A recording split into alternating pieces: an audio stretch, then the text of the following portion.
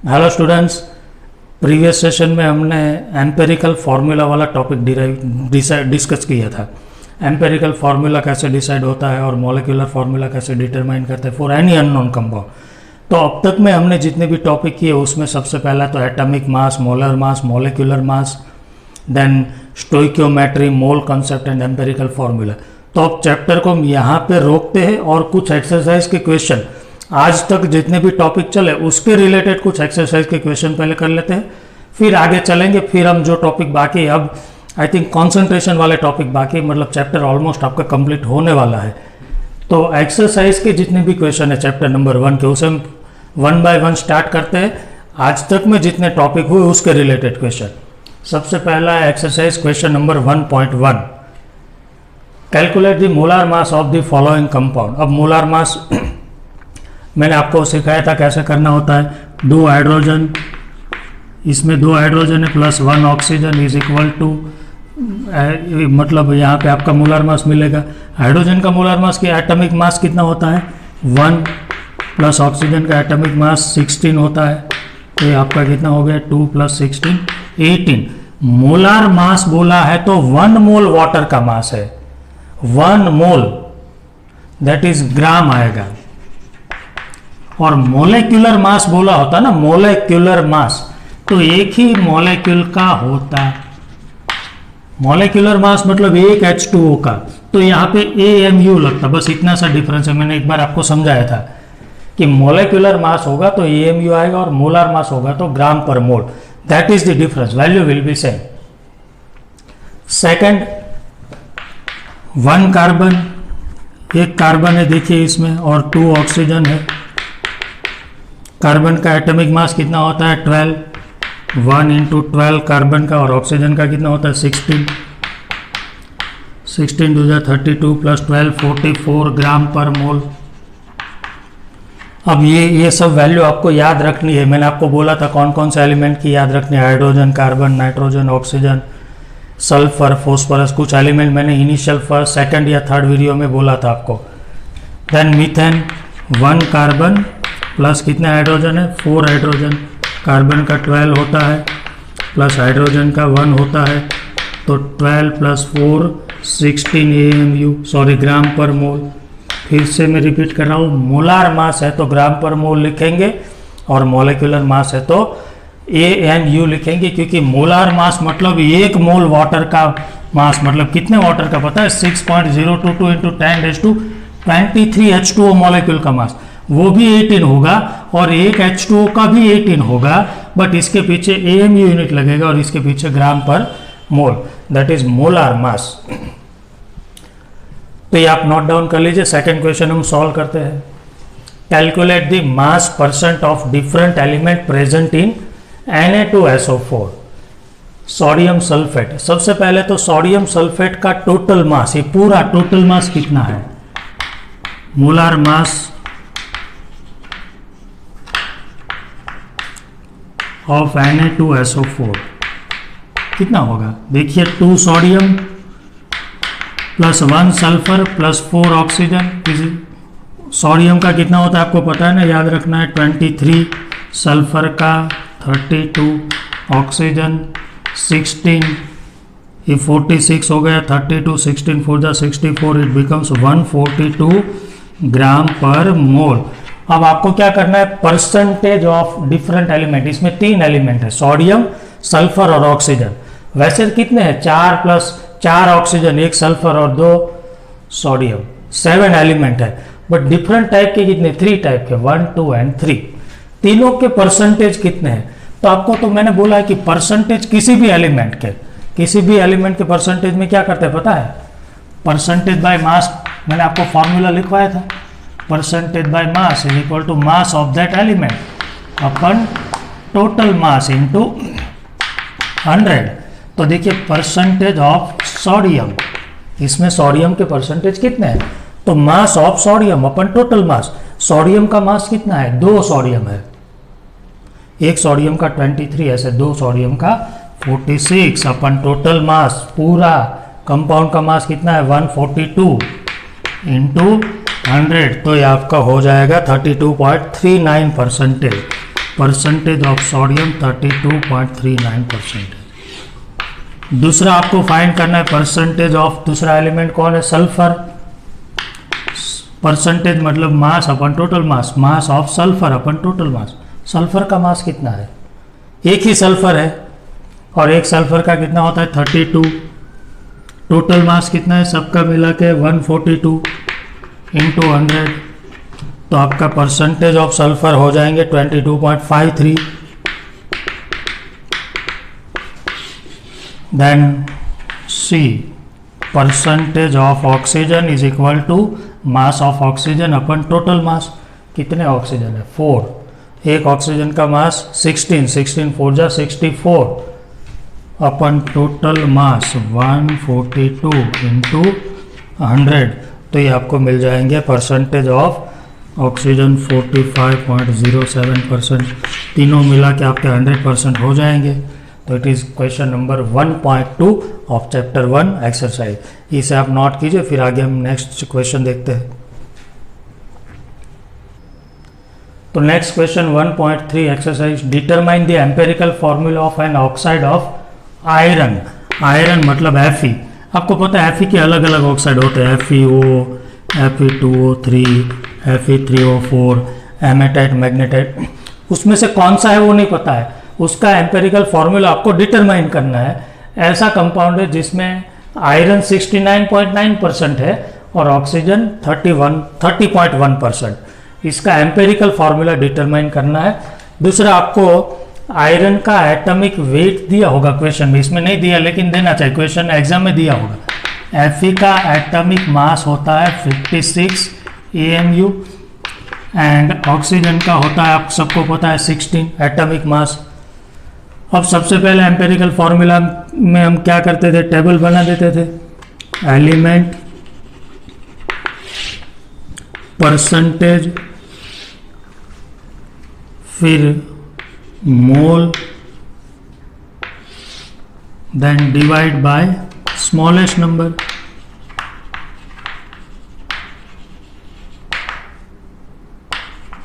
बस यही करते थे हम। कौन कौन सा एलिमेंट है, आयरन एंड ऑक्सीजन, तो दो एलिमेंट है Fe एंड ऑक्सीजन। कितने परसेंटेज है आयरन के, 69.9%। ऑक्सीजन के कितने परसेंट है, 30.1। अब मोल फाइंड करने हैं।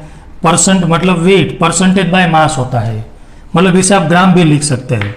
तो मोल इज इक्वल टू क्या होता है, mole is equal to weight upon molar mass. इसका वेट कितना है 69.9, परसेंटेज बाय मास है ये, परसेंट मतलब ये मास है, तो 69.9 पर वेट है अपन। इसका एटॉमिक मास कितना है 56, तो ये हो गया आपका 1.248। और इसका क्या होगा, mole is equal to weight upon molar mass, weight 30.1, atomic mass मतलब मोलर मास 16, तो ये आपका हो जाएगा 1.88।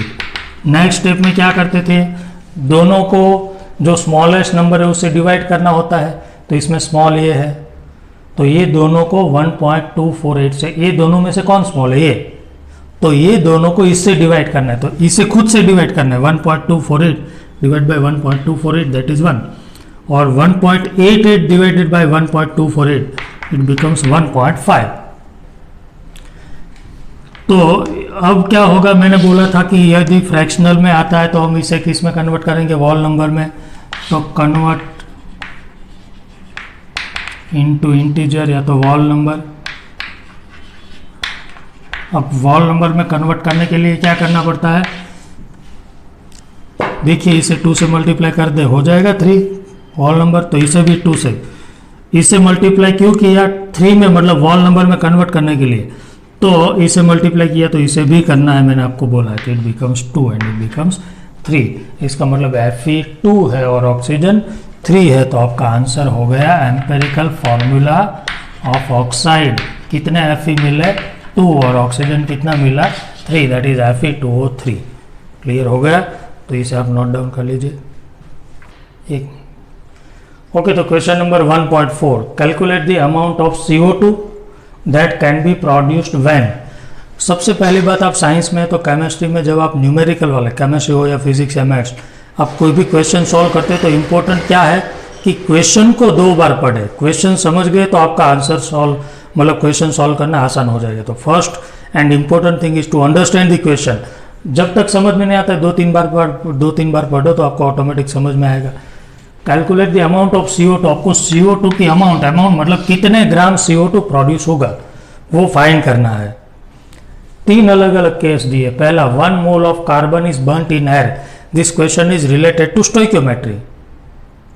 1 मोल कार्बन, पहले तो कार्बन का बर्न करना मतलब कंबशन करना एयर में, तो आपको तो पता है 1 कार्बन है। देखिए मैं उसका इक्वेशन लिखने जा रहा हूँ। इक्वेशन कैसे लिखेंगे, कार्बन एयर में कंबशन करना, अब आपको तो पता है कंबशन के लिए ऑक्सीजन कंपलसरी होता है, और जब जब कार्बन का कंबशन होता है याद रखना CO2 प्रोड्यूस होता है। पहले स्टोइकियोमेट्री में क्या करते हैं, इक्वेशन बैलेंस करते हैं, तो बैलेंस करो, ये 2 ऑक्सीजन, ये 2, 1 carbon 1 carbon, equation is balance. फिर मैंने क्या बोला था, सबके given mole upon stoichiometric coefficient is equal to given mole upon stoichiometric coefficient is equal to given mole upon stoichiometric coefficient, सबके इक्वल होते हैं। If equation is balanced then given mole is equal upon stoichiometric coefficient given mole upon stoichiometric coefficient given mole upon stoichiometric coefficient equal होता है। कब, जब आपको एक ही रिएक्टेंट दिया हो दूसरा नहीं दिया हो। इसमें भी वही है ना, देखिए सिर्फ कार्बन के बारे में बोला है, ऑक्सीजन कितना लेना है वो नहीं बोला है।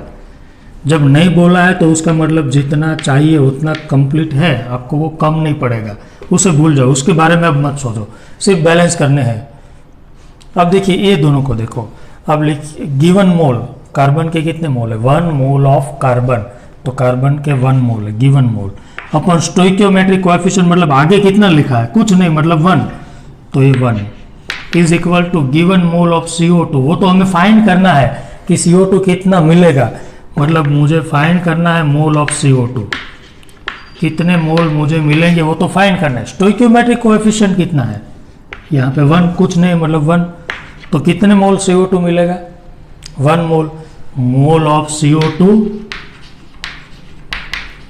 मोल का सिंबल N होता है 1। अब आपको तो अमाउंट बोला, अमाउंट मतलब ग्राम, मोल को ग्राम में कन्वर्ट करना है। याद कीजिए mole concept, relation between gram and mole, mole is equal to weight upon molar mass. Mole कितने हैं 1, मोलार मास कितना होता है CO2 का 44 मोलार मास, तो वेट कितना हो गया 44 ग्राम, मतलब फर्स्ट का आंसर होगा 44 ग्राम CO2 आपको इसमें से मिलेगा। क्लियर, इससे नोट कीजिए और इसे हम सॉल्व करते देखिए। इसमें भी वही करना है। स्टोइकियोमेट्री की बात आए तो आपको सबसे पहला काम करना होता है इक्वेशन बैलेंसिंग। कार्बन का कंबशन करना है, कार्बन कंबशन मतलब ऑक्सीजन एयर, और क्या मिलेगा CO2, इक्वेशन बैलेंस है, yes 1 carbon 1 carbon 2 oxygen 2 oxygen. क्या दोनों दिए हैं, यस कार्बन भी दिया है और ऑक्सीजन भी दिया है। तो आपको पता है मैंने बोला था जब एक से ज़्यादा रिएक्टेंट की वैल्यू दी हो तब आपको लिमिटिंग रिएजेंट के बारे में सोचना है। सबसे पहले तो देखिए गिवन मोल इसके कितने हैं, कार्बन के 1 अपन इसका स्टोइकियोमेट्रिक कोएफिशिएंट कितना है 1, यही करते हैं ना। इसके गिवन मोल कितने, मोल नहीं दिए, देखिए ग्राम दिया है। पहले इसके जो भी दिया है ना आप सबको मोल में कन्वर्ट कर दीजिए, क्योंकि मैंने बोला था आपको हर एक कैलकुलेशन मोल में करना है तभी आसान हो जाएगा। डाई ऑक्सीजन मतलब O2 16 ग्राम है, तो उसके मोल कितने हो गए, वेट अपन मोलार मास कितने ग्राम है 16, मोलार मास कितना होता है इसका 32, कितने मोल हुआ 0.5 मोल, 16 ग्राम मतलब 0.5 मोल। तो इसके गिवन मोल कितने हैं 0.5 मोल, अपन स्टोइकियोमेट्रिक कोएफिशिएंट कितना है 1, इसके गिवन मोल कितने हैं नहीं दिए, फाइंड करने हैं। देखिए कितना CO2 मिलेगा वो तो हमें फाइंड करना है, मतलब मोल ऑफ CO2 तो फाइंड करना। अच्छा इसका स्टोइकियोमेट्रिक कोएफिशिएंट कितना है, इसका नहीं दिया तो 1। अब तीनों इक्वल नहीं होगा। जब एक से ज़्यादा रिएक्टेंट दिया है तो सबसे पहले आपको क्या करना है, you just find out the limiting reagent, इसमें से कौन लिमिटिंग रिएजेंट, रिएजेंट मतलब यहाँ पे होता है, ये तो प्रोडक्ट है, लिमिटिंग कौन होगा, जिसकी वैल्यू कम होगी, 1/1 कम है या ये, तो ये कम है, जिसका given mole upon stoichiometric coefficient का रेशियो मिनिमम हो वो लिमिटिंग रिएजेंट होता है। तो ये दोनों में से कौन कम है, ये, तो ये लिमिटिंग रिएजेंट हुआ।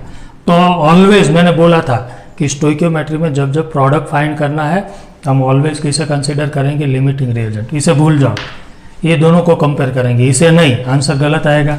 ये दोनों को कंपेयर कर दो, 0.5/1 मोल ऑफ CO2 अपन 1, तो ये 0.5 mole of CO2 is equal to क्या हो जाएगा, 0.5।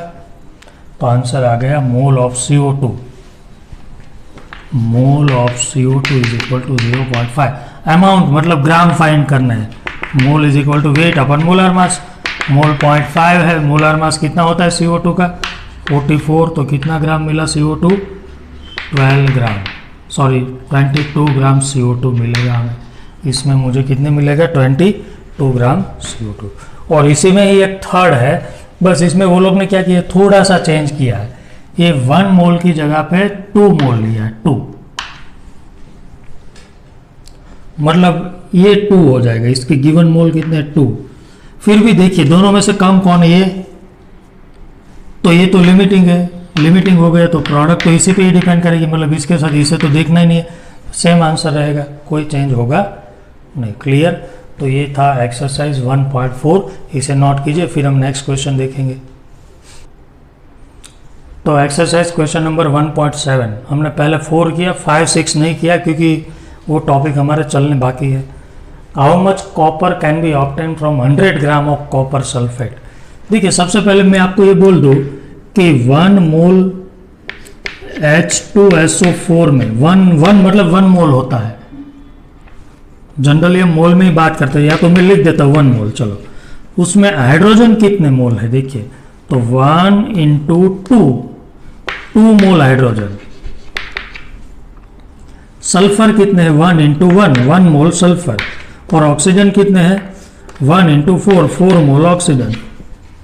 मान लो मैं ऐसे बोल दूं कि C3H8 इसके 2 मोल है, 2 मोल प्रोपेन है, तो उसमें कार्बन कितने मोल है, 2 × 3 = 6 mole carbon, it is shortcut, 6 mole carbon, 3 2 8 16 mole hydrogen. मतलब यहाँ से डायरेक्ट ये ऐसे भी लिखा होगा 2 इथीन, सॉरी 2 प्रोपेन, तो कार्बन कितने हैं 6, हाइड्रोजन 16। तो सिमिलरली 1 मोल कॉपर सल्फेट में कॉपर कितना है, 1 मोल कॉपर सल्फेट में कॉपर कितना है 1 × 1 मोल कॉपर। बट हमारे पास 1 मोल कहाँ पे है, कॉपर सल्फेट कितना है 100 ग्राम कॉपर सल्फेट है, 1 मोल कहाँ बोला है, पहले ग्राम को मोल में कन्वर्ट करो। कॉपर का एटॉमिक मास होता है 63.5, सल्फर का 32, ऑक्सीजन का 16। अब कॉपर के मोल, कॉपर सल्फेट के मोल कितने, copper sulphate mole of copper sulphate weight upon molar mass, weight कितना है कॉपर सल्फेट का 100 अपन मोलार मास, ये सब का आप टोटल करो 63.5 + 32 + 64, तो आपका आएगा 159.5, तो आपका हो गया 0.6269 मोल कॉपर सल्फेट।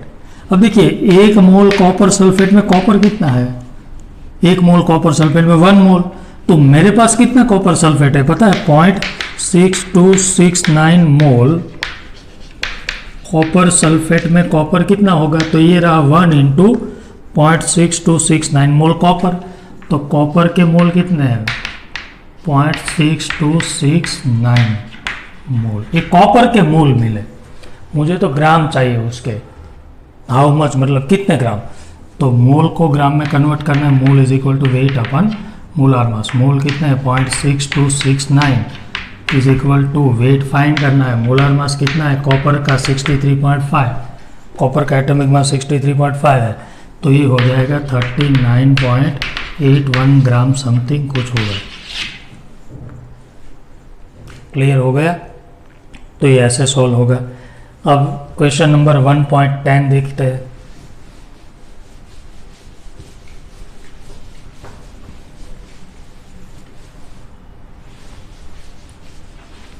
देखिए 1.10 में क्या करना है, इन 3 मोल ऑफ इथिन, इथिन के 3 मोल है,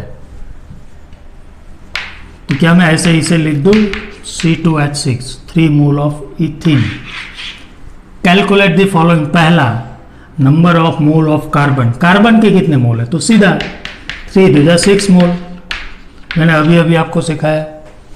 दूसरा number of mole of hydrogen atom, again 3 मोल इथिन है, सॉरी इथेन है, 3 मोल इथेन नॉट इथिन। उसमें हाइड्रोजन एटम कितने हैं, तो 3 6 18, हाइड्रोजन 18 मोल हो गए। और थर्ड ऐसा बोला है कि number of molecule of ethane, ethane के खुद के कितने मॉलिक्यूल है, नॉट मोल, मॉलिक्यूल इथेन के। अब क्या करना होगा, मल्टीप्लाइड बाय एवोगैड्रो। मोल में से, मोल तो दिए है आपको 3 मोल, मॉलिक्यूल मतलब नंबर फाइंड करना है, मल्टीप्लाइड बाय 6.022 इंटू 10⁻23, इतने इथेन के मॉलिक्यूल हो गए। क्लियर हो गया। तो ये था आपका क्वेश्चन नंबर 1.10, इसे नोट कर लीजिए। Question number 1.18 express the following in scientific notation. मैंने क्या बोला था, साइंटिफिक नोटेशन में आपको क्या करना होता है, साइंटिफिक नोटेशन में हमें 10 के पावर में कन्वर्ट करना होता है, 10 पावर y या x, या तो 1 पॉइंट समथिंग आप x या y जो भी लिखते हैं, मतलब 1 से ये x इंटू 10⁻y करना होता है। x क्या होना चाहिए, x should be greater than, less than 1 and greater than 0, ऐसे।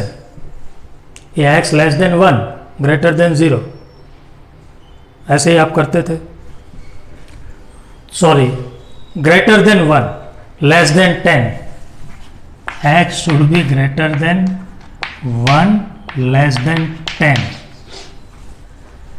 x should be greater than 1 less than 10 और 10⁻y, ऐसे आप इसे नोटेशन में कन्वर्ट करते थे। तो देखिए इसे साइंटिफिक नोटेशन में कन्वर्ट करना है, तो ये देखिए ये x है हमारा, ये तो 1 से भी छोटा है, तो पहले तो हम इसे 1 से बड़ा और 10 से छोटा करना है। तो कहा ये डेसिमल को ले जाए 1 2 3, यहाँ पे ला ले, तो 4.8 हो गया, 1 से बड़ा हो गया, 10 से छोटा। कितने पॉइंट गए हम, 1 2 3, राइट हैंड साइड गए, राइट हैंड साइड जाने से नेगेटिव पावर इंक्रीज होगा 10⁻3। It is scientific notation. इसमें डेसिमल कहाँ पे है, तो जहाँ पे डेसिमल नहीं दिया समझ लेना लास्ट में है, इसे खाना होगा इसकी रेंज में लाने के लिए। 1 2 3 4 5, 2.34 into 5 step left hand side, that is 10⁻+5। Left जाने से पॉजिटिव पावर, राइट जाने से नेगेटिव पावर। इसमें डेसिमल कहाँ पे नहीं दिया, मतलब लास्ट में, तो अगेन 1 2 यहाँ तक चलेगा नहीं, क्योंकि 8 हो रहा है अभी। तो देखिए 10 से बड़ा हो गया, यहाँ पे लाएंगे 8.008, कितने स्टेप चले हम, 1 2 and 3 left hand side, it becomes 10⁻+3। इसमें डेसिमल यहाँ पे है, इधर लाए 1 एंड 2 स्टेप 5.0। ये पीछे के 0 लिखने का कोई मतलब नहीं, आप लिख देंगे तो भी चलेगा, into 10⁻1 step, sorry 2 step 1 and 2, left आने से पॉजिटिव पावर इंक्रीज होगा। ये ऑलरेडी साइंटिफिक नोटेशन में है, 10 के पावर में तो आप इसे दिखा नहीं सकते, तो it is already in scientific notation, तो इसे लिखने की ज़रूरत नहीं है। तो ये हो गया आपका scientific notation. 1.19 how many significant figures are present in the following.